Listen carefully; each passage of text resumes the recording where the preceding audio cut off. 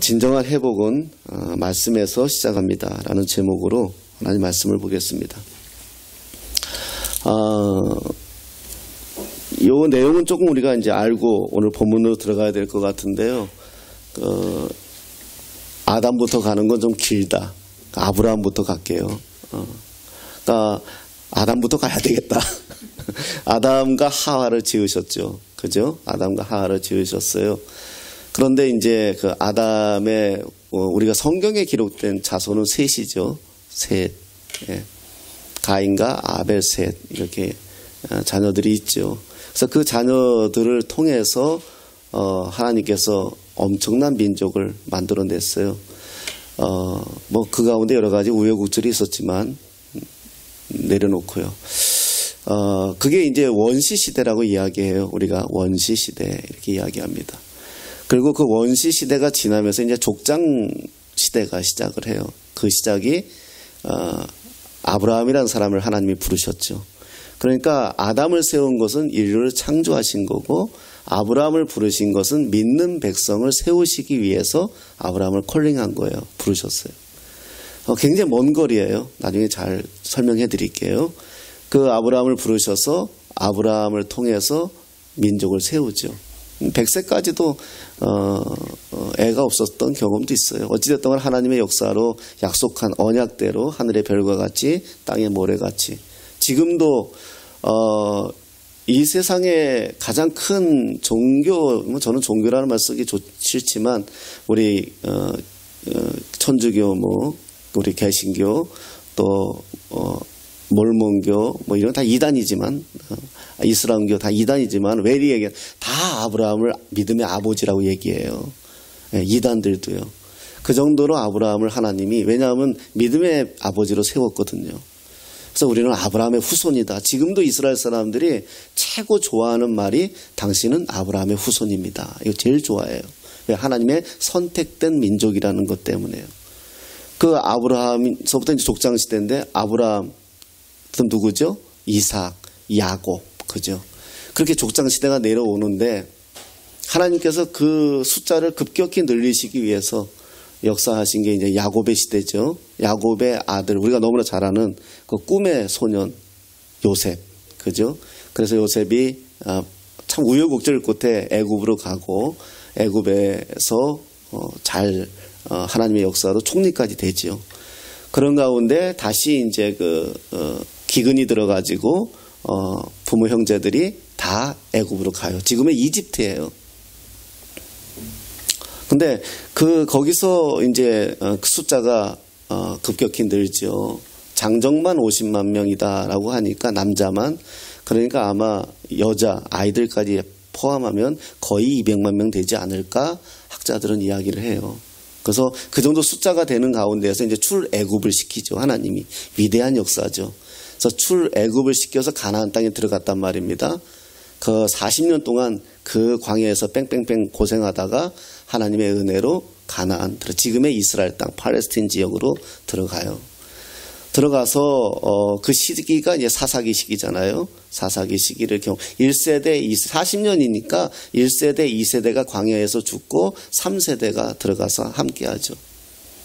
그런데 이들이 이 가나안 땅에 들어가서 최초로 원한 게 뭐냐 하면 왕을 좀 세워달라 그래요. 왜냐하면 주변 나라는 왕들이 있는데 자기들은 왕이 없다는 거예요. 반란이죠. 하나님이 왕이셨잖아요.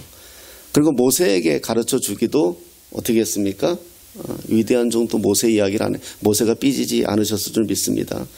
어쨌든 간에 그들의 진중 광야에서 행진할 때 그 중앙에 구름기둥 불기둥 인도할 때 그 중앙에 텐트를 성막을 세웠는데 하나님이 함께했다는 것을 임재의 상징이었는데 이들이 눈에 보이는 왕을 구했죠.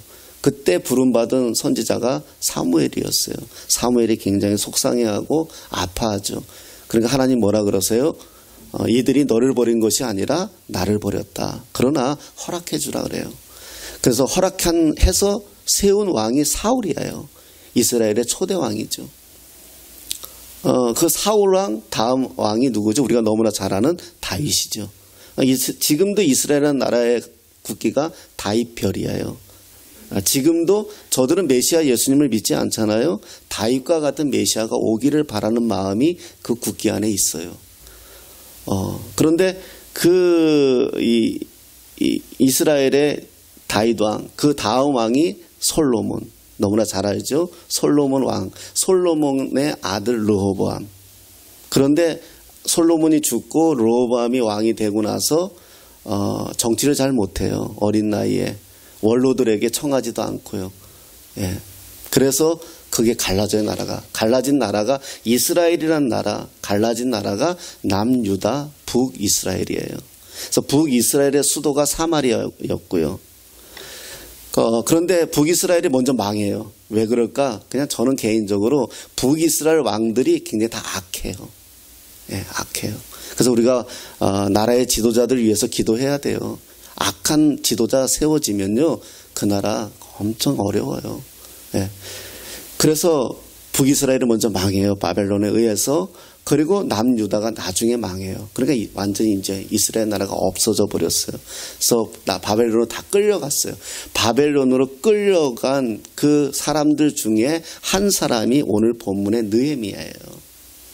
왜 이스라엘 역사를 이야기하느냐? 제 신학교에서 우리 학생이 이스라엘 역사를 우리가 배워야 돼요. 이렇게 이제 질문을 했죠. 우리가 이스라엘 역사를 배우기 위해서 지금 이 얘기한 거 아니고요. 뭘 얘기하고 싶으냐? 하나님이 이스라엘이란 나라를 통해서 어떻게 일하셨는지를 보라는 거예요. 우리 인간의 역사에 어떻게 개입하셨고 어떻게 일하시고 어떻게 이끌어 가시는지를 보면 하나님을 알잖아요. 우리가 모세를 공부하는 거 아니에요. 오늘 느헤미야 나오지만 느헤미야 이야기하는 거 아니에요. 다윗 이야기하는 거 아니에요. 그들은 다 하나의 모델일 뿐이에요. 하나님이 선택해서 사용하시는 사람을 어떻게 하나님이 해가시는지를 보는 거지 주인공은 그들이 아니에요. 주인공은 하나님이세요. 성경의 주인공은 하나님이세요. 초점이 하나님이고요. 예, 거기에 대해야지 아브라함, 요셉이 아무리 꿈을 꾸고 아무리 위대한 사람일지라 할지라도 성경을 면면히 보면 실패한 게 굉장히 많아요. 그럼에도 불구하고 하나님이 참으시고 그들을 세워가는 거더라. 그래서 내가 왜 이런 역사를 하느냐, 이런 상황을 우리가 알아야 그래요. 자, 그런데 이 느헤미야가 어느 정도까지 되냐면 그 포로로 끌려간 포로민이잖아요. 우리나라 일제시대에 어떻게 보면 지식인이라고 생각하면 돼요. 그럼 포로로 끌려간 사람인데 그 사람이 그 아닥사스다라는 것은 이름이 아니에요. 바로 왕같이 호칭이에요. 그래서 보면 어떤 사람이 그래요. 바벨론 왕이 계속 아닥사스다운 도대체 아닥사스는 몇 년 살았어요? 이렇게 물어보는데 그건 그냥 바로 왕같이 하나의 호칭이에요. 예, 황제의 호칭. 아닥사스다 왕의 수를 맡은 관원장이 됐어요. 그러니까 지금 같으면 그게 뭐냐라고 하는데 왕의 술을 먹기 전에 미리 맛보는 사람은 혹시 독이 들었나 이 정도라고 생각할지 모르지만 참모예요. 굉장히 믿을 만한 사람인 거예요. 지가 맛보면서 슬쩍 약 넣으면 어떻게 되겠어요, 왕이.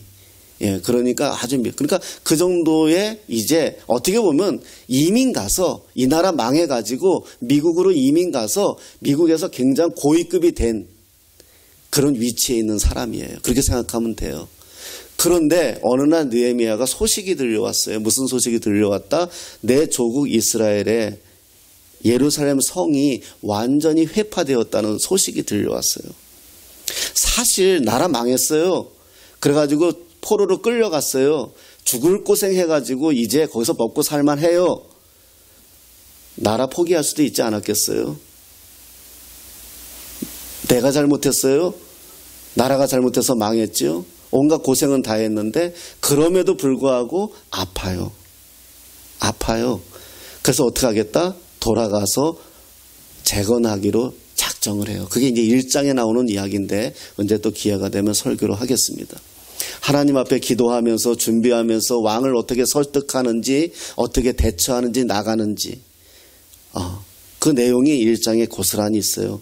하나님의 이름 무턱대고 하는 거 아니에요. 믿음으로 한다고 무조건 하는 거 아니에요. 철저하게 기도하면서 준비하면서 왕을 설득해가고 이렇게 가는 과정이 1장에 나와요. 그래서 총독으로 예루살렘 총독으로 파송을 받아요. 엄청 믿는 거죠, 왕이.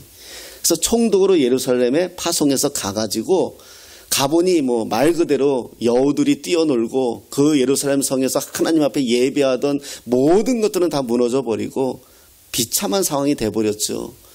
그때 느헤미야가 거기서 그 재건해서 백성들을 설득하고 이해시키면서 예루살렘 성을 재건해요.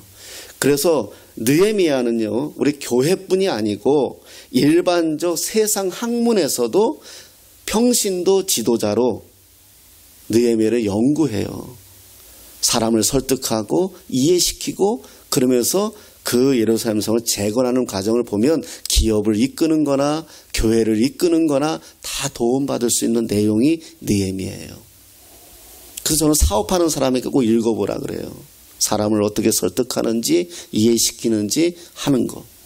근데 무슨 게 이 안에 또 뭐가 있냐면요. 이름도 뭐 산발라 뭐 이상한 이름들이 있는데 아니 다 나라가 망해가지고 다 진짜 거짓골 하고 있으면서 뭐 하고 있는지 아세요? 기득권 주장하고 있어요. 이게 인간이에요. 나라 다 망해가지고요. 다 폐허됐는데 거기서도 느헤미야가 와서 정말 예루살렘을 재건하려고 그러면 박수치고 함께하고 이렇게 될 거 아니에요? 근데 사사건건 트집 잡고 사람들 비방하고 비난하고 왜? 자기들 기득권 뺏기려고요. 망한 집구석에서 그래요. 근데 그들을요 또 이해시키고 설득하고 때로는 힘으로 때로는 당근과 채찍으로 해요. 그러면서 어찌됐든 간에 수없는 눈물과 애씀 끝에 예루살렘 성이 재건이 돼요. 사람들에 의해서 다 만들어졌어요. 자, 그러고 나서 느헤미야가 결론 내린 게 뭐냐? 그러면 왜 이스라엘이 망했고 왜 이스라엘이 이런 예루살렘 성까지 그 아름다운 그 조상들의 땀, 눈물, 애씀 이 예루살렘 성이 왜 망했을까? 그러면서 결론 내린 게 뭐다? 하나님을 잊었다라는 거예요. 이스라엘 백성들이 하나님을 버렸다라는 거예요. 왜 하나님이 아브라함부터 그 모세를 통한 출애굽부터 이 가나안 땅에 정착시켜서 나라를 만들어주고 이 아름다운 나라 누구도 넘보지 못한 나라를 만들어 주었는데 르호보암과 여로보암 시대 이후부터 망하고 결국은 이렇게 우리가 포로가 되었고 하나님을 예배해야 될 이 땅이 완전히 무너져 버렸고 왜 그랬을까? 우리가 하나님을 잊어버렸다. 그래서 느헤미야가 선택한 게 뭐다? 하나님의 말씀을 다시금 이스라엘 백성들에게 가르쳐주자. 저는요 역사도 저는 정치를 잘 모르는 사람이지만 느헤미야를 보면 이 시대가 보여요. 우리가 하나님을 잊어버렸어요. 이 나라가 하나님을 잊어버렸어요. 하나님은 지금도 예배자를 찾으신다고 말씀하세요. 천만이 예배드린다고 다 예배드리는 거 아니고요. 다 받아들이는 거 아니에요. 제가 늘 이야기하죠. 창세기 16장에 보면 아브라함을 13년 만에 찾아와요. 아브라함은 그동안 다 제사도 드리고 하나님 앞에 예배도 했어요. 하나님이 여러분 착각하지 마세요. 우리가 예배한다고 하나님 받는다고 생각하지 마세요. 그건 이기적인 거죠. 하나님이 받으시는 건 하나님 마음이에요. 우리가 지금 모여서 이렇게 예배한다고 하나님 다 받는다고 착각하지 마세요. 사람들이 그래요. 내가 기도한다고 하나님 다 듣는다고 생각하지 마세요. 듣지요. 하지만 귀담아 들을까요? 저는 이거는 두려운 이야기예요. 하나님이 이 대한민국을 어떻게 끌고 오셨나요? 이 나라 이 민족을 어떻게 끌고 오셨나요? 메가더 장군 같은 사람이 뭐라고 얘기했냐 하면은요. 6.25 전쟁이 끝나고 나서 이 땅은 100년 동안 일어서지 못한다 그랬어요. 다 폐허됐잖아요. 100년 동안 이 나라는 일어설 수 없다라고 했어요. 메가더 장군이요. 전쟁 끝나고 돌아가면서요. 일본으로 가면서요. 그런 나라가 지금 어떻습니까? 지금 세계에 얼마나 많은 우리 믿음의 선배들이 땀을 흘리고 목숨을 바치고 눈물을 흘리고 이렇게 세운 나라예요. 가난해도 하나님 먼저였고요. 힘들어도 하나님 먼저였고요. 그들이 성경 공부했나요? 평신도를 깨운다를 공부했나요? 아니면 지금처럼 훌륭하게 성경을 많이 알고 있나요? 우리 어른들 그러지 않아요. 우리 어머니만 해도 그러지 않았어요. 그래도 그들은 믿음으로 살았어요. 하나님을 최고로 두었어요. 하나님 말씀이면 무조건 오케이였어요. 우리가 주일학교 때 많이 했던 게임이 뭔지 아세요? 가라사대예요. 하나님이 가라사대 그러면 딱 서야 되는 거예요. 놀다가도.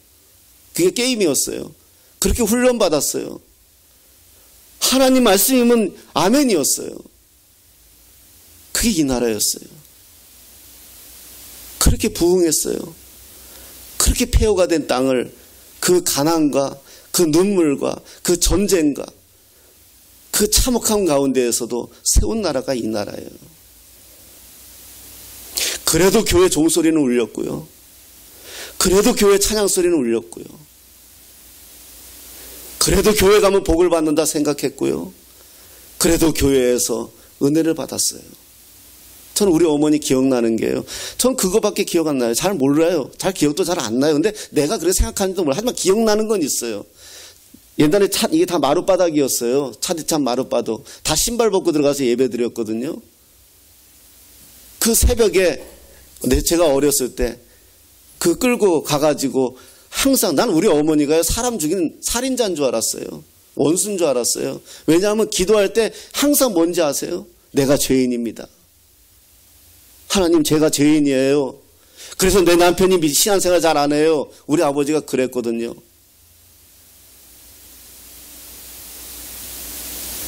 뭐 이거 이렇게 얘기하면 오해할지 몰라도 목사님이 좀 몸이 아프고 힘들면 뭐라 목사님 하나님 제가 죄인입니다. 제가 기도 많이 하지 않아서 우리 목사님이 힘들어요. 우리 어머니 아버지는 그렇게 신앙생활 했어요. 우리 처갓집도 지금은 시골에서 도시로 왔지만 시골에서 할 때 제가 내려가면 거기 새벽기도 따라가고 그랬어요. 한겨울에 새벽 4시에 경운기가 와요. 새벽 4시에 경운기가 오잖아요. 그러면 거기서 기다리고 있다가요. 경운기 타고 경운기 한 바퀴 돌아야 되잖아요. 그리고 가서 새벽기도 하고. 왜냐하면 거기는 4시에 하는 이유가 농사지니까요. 개가 전문용어 한번 쓸게요. 개새끼가 새끼 놔도요. 그거 끌어안고 교회부터 뛰어갔던 분들이에요. 하나님 주셨다고. 첫 열매라고요. 농사 지으셨어요. 농사 지으면은요, 우리 어떻게 해요? 여기에 다 해서 소득의 11조 하나님 앞에 내잖아요. 이것도 되게 자랑스럽게 내잖아요. 우리 부모님들 어떻게 했는지 아세요? 가장 농사 잘 되는 땅. 비가 와도 태풍이 와도 농사 잘 되는 땅 10분의 1을 딱 구별해서 농사 져서 저건 다 드리는 거예요. 뭐 태풍이 와서 다 무너져도 저건 그냥 드리는 거예요. 그렇게 사셨어요. 저렇게 드리라고 얘기하는 거 아닙니다. 오해하지 마시고. 우리의 믿음이 뭐냐는 거예요. 우리의 신앙이 뭐냐는 거예요. 다 무너져 버렸어요. 예루살렘 성이 완전 회파당한 것처럼 다 무너졌어요. 코로나를 위해서 한국교회 민낯이 다 드러났어요. 이게 우리의 현실이라는 거예요. 이 땅의 현실이라는 거예요.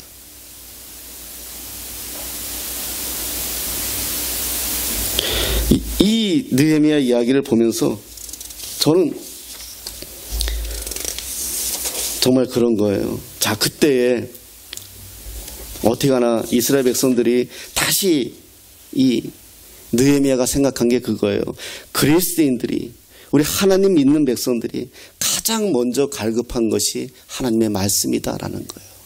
이들을 다시 세우기 위해서는 말씀의 회복이 있어야 되겠다고 생각을 한 거예요. 우리가 집을 짓고 우리가 좋은 직장에 가고 우리 자녀들이 똑똑해서 좋은 대학 가고 제가 청소년들 지역할 때 제가 이렇게 수련회 강사로 가거나 이럴 때 애들 데리고 매일 많이 했던 말이 그거예요. 영어 단어가 너의 삶의 질을 높이고 수학 공식이 너의 인생을 아름답게 만들어 줄 거다. 그럼 열심히 해라. 그러나 네 생명이 왔다 갔다 할 때, 니네들 목숨이 왔다 갔다 할 때, 인생을 접고 싶을 때 너를 지켜줄 수 있는 것은 하나님의 말씀이다. 저희 세대 때는 그렇게 보고 배웠고 그렇게 자랐어요. 그래서 한국교회에 이만큼 왔어요. 우리가 기성세대들 비판하지만 그들이 그래도 그렇게 이만큼 왔어요. 그때 우리 10대에 18살, 19살 먹은 우리가 그 땅바닥을 뒹굴면서 아버지를 찾고 통곡하며 기도하고 금식하며 기도하고 그 무릎을 꿇고 우리 아버지 어머니를 위하여 기도하고, 제가 그때 그걸 찍어가지고요, 내가 우리 예배 시간에, 대예배 시간에 성도들 그 많은 한번 보여줬어요. 당신들은 당신들 부모 자식들을 걱정하지만 우리 자녀들의 기도를 어떻게 하고 있는지 보라고요. 내가 마지막 시간에는 다 강단에 나오라 그랬어요. 여기 올라와서 기도하라 그랬어요. 그 200~300명 되는 애들이 다 올라와서 이 강단에서 기도하는 거예요. 기도 내용 듣고 싶어서 듣는 게 아니죠. 애들이 부르짖으니까 듣지요. 떼굴떼굴 하면서 뭐라고 기도하는지 아세요? 하나님, 우리 엄마 아빠 따로 살아요. 우리 집 두 채예요. 엄마 아빠 각방 써요. 믿는다는 자녀의 부모들도 그런 상태였다는 거예요. 이게 벌써 10여 년 전이에요. 예수 잘 믿으면 뭐하고 신앙생활 잘하면 뭐합니까? 우리가 그렇게 살지 못하는데요. 우리가 그렇게 살아내지 못하는데요. 부모가 정말 믿음으로 사는 모습 보이고요, 부모가 정말 하나님으로 사는 모습 보이면 아이들 따라와요. 우리가 그걸 못했어요. 돈으로도 살 수 있는 모습을 보여주었고요, 좋은 대학교가 인생을 꾸며준다고 가르쳐 주었고요, 좋은 남편, 좋은 아내 만나야 잘 산다는 거 가르쳐 주었거든요. 우린 그것 때문에 기도했거든요. 우리 자녀들이 더 잘 알아요. 그게 우리의 모습이었어요. 지금의 우리의 모습이에요. 다시 느헤미야는 하나님의 말씀이다. 여러분, 이런 경험 있습니까? 하나님 말씀을 읽다가 그냥 눈물 난 적 있습니까? 하나님 말씀이 나를 압도해서 정말 나의 아픈 부분을 막 헤집는 것 같고, 나의 저 심령 밑바닥에 있는 그 아픈 것들까지 끄집어내고 뒤집어버리는, 여러분, 그게 하나님의 말씀이에요. 그런 하나님의 말씀을 경험해 보시기를 예수님의 이름으로 축복합니다. 정말 그런 거 경험하세요. 하나님 앞에 그 존전의 자리로 나를 끌고 가서 하나님 앞에 나를 무릎 꿇게 만드는 그 은혜.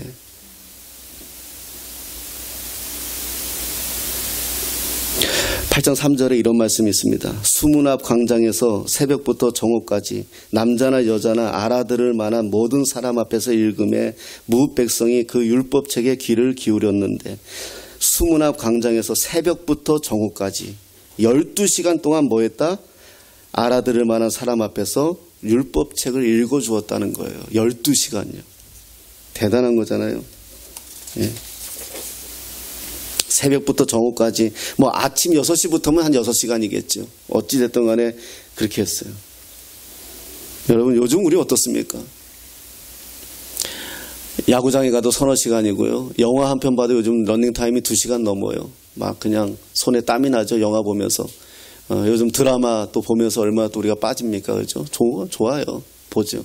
그런데 하나님의 말씀에 내가 얼마나 벌써 집중할 수 있냐는 거예요. 벌써 한 20분, 30분 지나가면 우리는 몸이 베베 꼬이고, 예, 그러죠. 근데 지금 이 사람들은 6시간이라고 쳐도, 새벽부터라고 치니까 정오까지 6시간만이라고 정해도 6시간 동안 하나님 말씀을 좀 듣고 있는데 뭐라고 표현하느냐? 정말 꿀송이처럼 달고 하나님의 말씀에 젖어지는 모습을 보여요. 여러분, 이게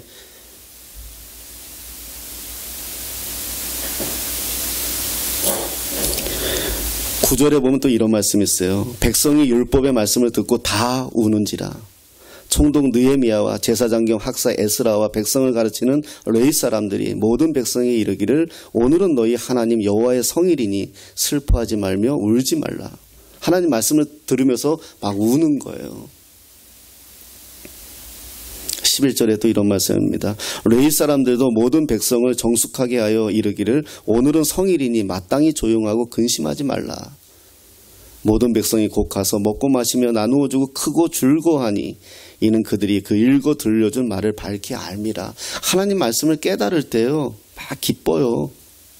막 은혜가 되는 거죠.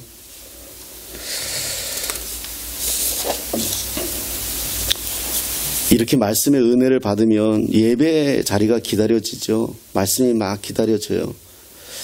제가 청년 때 우리 목사님이 저한테 이제 그때 내가 그 말을 들었으면 내가 참 인생이 달라졌을 텐데 나한테 항상 야 너는 목사가 될 사람 같으니까 기도해라 막 이랬어요. 그런데 속으로 쓸데없는 소리 하지 마십시오 막 이랬었는데 그런데 저한테 그 목사님이 숙제를 내는 게 뭐였냐 하면 설교를 들으면 이 제목을 네가 생각하지 말고 제목하고 대지 1, 2, 3 결론을 써오래요. 나보고. 그렇게 숙제를 주셨어요. 참 너무 감사해요. 그 목사님이요. 그럼 제가 이제 설교 듣고 정말 하기 싫은데 설교 듣고 와가지고 이제 제가 또 이제 국문학을 좀 했었기 때문에 해서 이제 대지를 제가 그 잡아요. 목사님 설교 들은 걸 1, 2, 3 잡고 결론을 갖고 하면 엄청 좋아하시고 뭐 파카 만년필도 저한테 선물해 주시고 그랬던 기억이 나요. 그래서 그거를 다 모으라고 나보고 하나 모아서 수요일에는 로마서 강해를 하셨었는데 그 이사하면서 내가 잊어버렸어요. 그래서 그걸 내가 한 장 한 장 다 모아서 이렇게 철을 만들었었는데 너무 좋았어요. 예. 그렇게 말씀에 우리가 말씀에 은혜 받으면은요 정말 막 듣고 싶고요, 막 기대가 되고요. 막 그래요. 그런데 내가 은혜가 안 되면 벌써 집 앞에 나오면서부터 걸음걸이가 달라져요. 예. 주일에 요즘은 성경책 안 끼지만 만약에 예를 들어서 딱 가슴팍에 성경책 끼고 아침에 벌떡 아버지가 일어나서 뭐 할렐루야 그러면서 흥얼흥얼거리면서 야 오늘 주일 아침이다. 오늘 어떤 은혜를 주실까 하나님께서 막 이러고 집에 거실에 한 서너 바퀴만 왔다 갔다 하면 자녀들이 달라져요. 아버지 달라져요. 근데 아침부터 똥마른 강아지처럼 교회는 가기 싫고 가긴 가야 되겠고 내가 집사인데 뭐 이러고 왔다 갔다 하면은 애들이 벌써 눈치 빠네요. 아빠도 가기 싫구나. 6절에 보니까요 이런 말씀이 있어요. 에스라가 위대하신 하나님 여호와를 송축하며 모든 백성이 손을 들고 아멘 아멘 하고 응답하고 몸을 굽혀 얼굴을 땅에 대고 여호와께 경배하니라. 예, 아멘 아멘 하며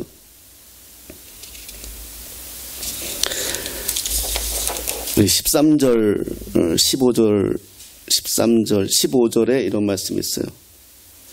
15절에 또 이르렀으되 모든 성읍과 예루살렘에 공포하여 이르기를 너희는 산에 가서 감람나무 가지와 들감람나무 가지와 화석류나무 가지와 종려나무 가지와 기타 무성한 나무 가지를 가져다가 기록한 바를 따라 초막을 지으라 하라 한지라. 그래서 이 초막을 지을게 만들어요. 그래서 모든 백성들이 그 초막에 들어가서 그 안에서 절기를 따라 성경을 낭독하고 8째 날을 지내는 그 기간을 보내요.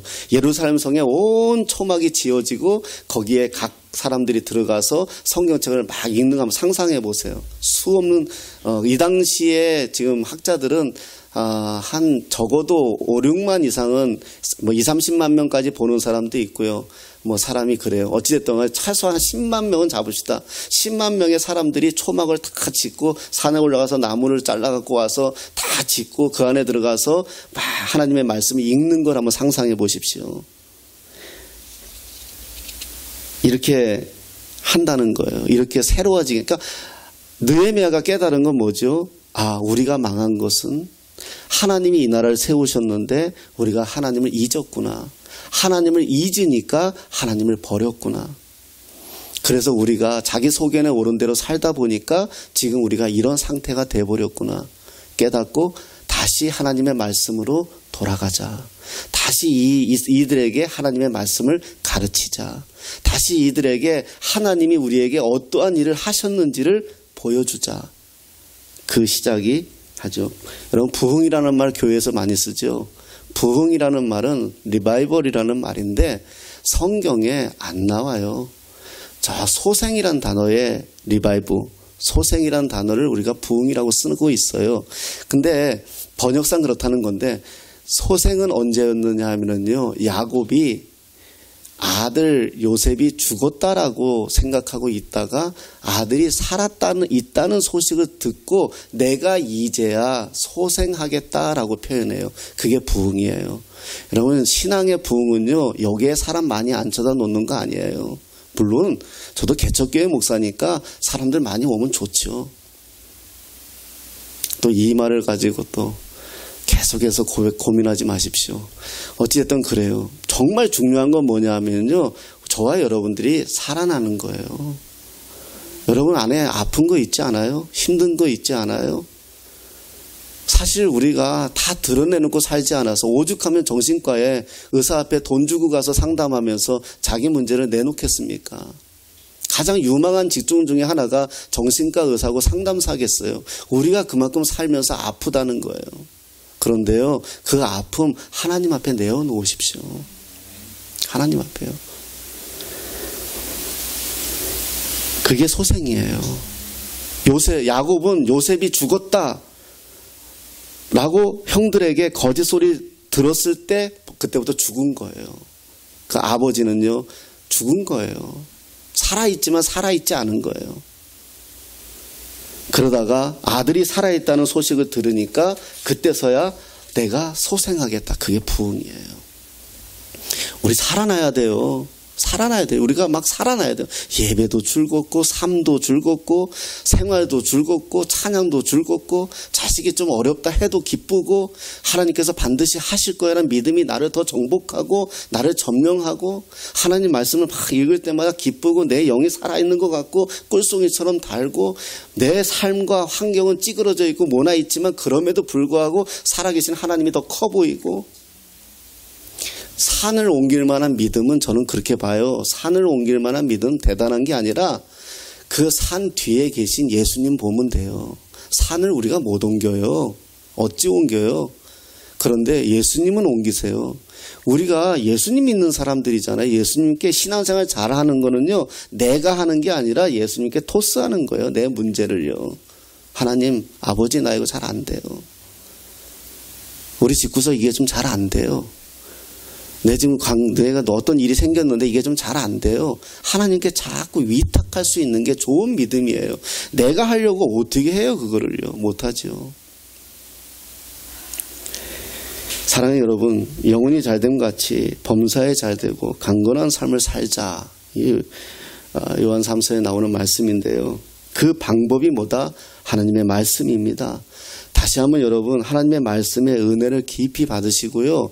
들려지는 말씀이나 읽는 말씀이나 동일한 은혜로 그 말씀 안에서 정말 나를 다시 한번 주장해 보세요. 올 한 해 그런 해가 됐으면 좋겠어요. 여러분들 가정마다 하나님으로 다시 바뀌어지고 나에게 묶여있는 것들이 하나님으로 인해서 해결이 되고, 이거 경험해야 돼요.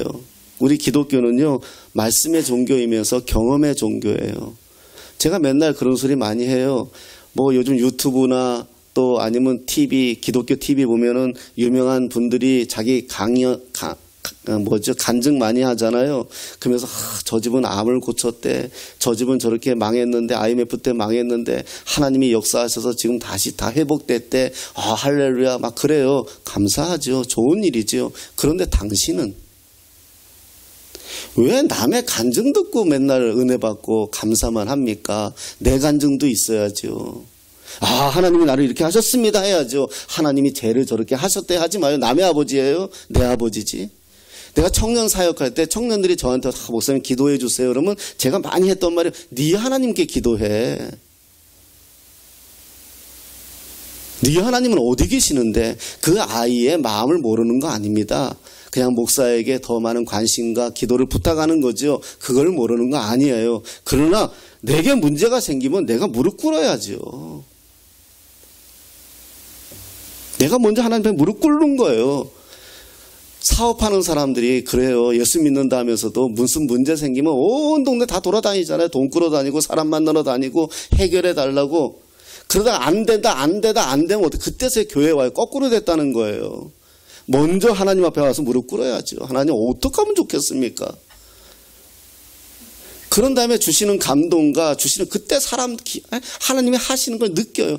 그걸 경험하고 나면, 그걸 한번 깨닫고 나면 내 삶을 바꿔가는 거예요. 세상은요, 이걸 알기 때문에 우리가 말씀을 깊이 못 들어가게 만들고요, 예배하지 못하게 만들고요, 우리를 그래요. 온갖 회방을 합니다.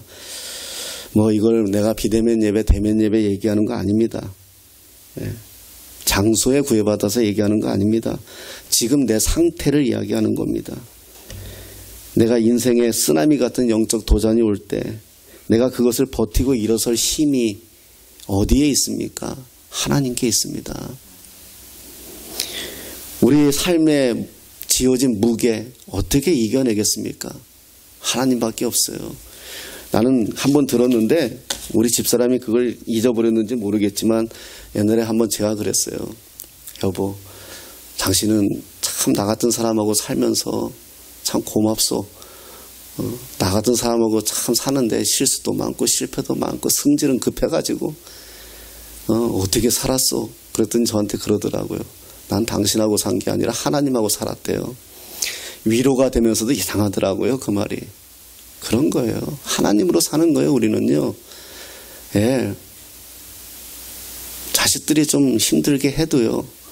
내 가정의 형편이 좀 어려워도요. 남편이 옛날 같지 않아도요. 우리들이 살아내는 능력은 하나님께 있는 거예요. 예, 그게 우리의 능력입니다. 다시 한번 느헤미야는 하나님 앞에서 고백하고 나아가는 방법이 뭐다? 하나님의 율법책, 하나님의 말씀을 가르쳐야 되겠다. 우리의 무너진 것은 하나님을 알지 못해서이다. 하나님을 알아야 나라가 다시 망하지 않고 우리가 다시 이렇게 포로로 끌려가지 않고 이렇게 다시 우리가 무너지지 않을 것이다. 그러기에 이제 하나님 말씀만이 우리와 함께하는 거다. 여기에 백성들이 화답하는 것처럼 온 백성들이 하나님의 말씀을 읽으며 그 말씀 앞에 사로잡히며 하나님 앞에 눈물로 기도하며 찬양하는 이 장면이 정말 멋진 장면을 우리에게 말씀해 주고 있습니다. 올 한 해 말씀으로 회복하시고요. 기도의 제목들 하나하나 아직까지 기억하시고 그 제목대로 기도하시면서 정말 하나님께서 우리 가정에 나에게 우리 공동체에 어떻게 역사하시는지 21년을 기대하시면서 소망하시면서 말씀에 사로잡혀 그 은혜 가운데 충분히 젖어지는 저와 여러분 되시기를 예수님의 이름으로 축복합니다.